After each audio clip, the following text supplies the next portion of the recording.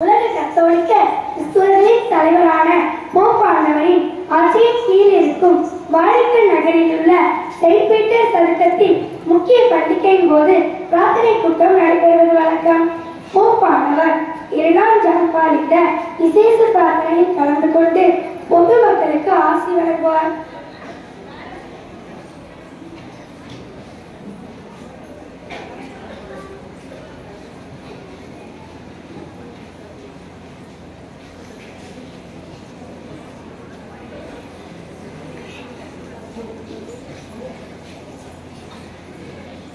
இரண்டாம் ஜான் பால் 1981ஆம் ஆண்டு மே 31ஆம் தேதி செயின்ட் பீட்டர் சதுக்கத்திற்கு காரில் சென்று இறங்கினார்.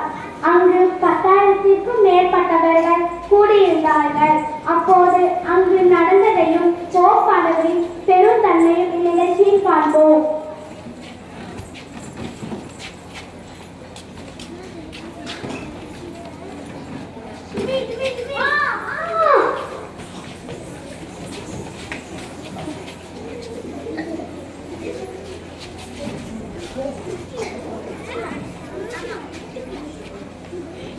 போப்பாண்டவர் சுடப்பட்டார். அவர் உயிர் பிழைக்க பிரார்த்தனை செய்யுங்கள்.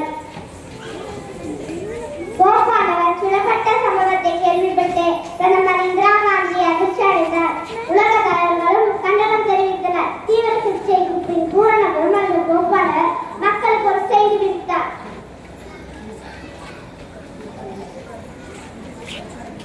என்னுடன் இருப்பவர்களுக்கும் எனக்காக பிரார்த்தனை செய்பவர்களுக்கும் நன்றி தெரிவிக்கிறேன்.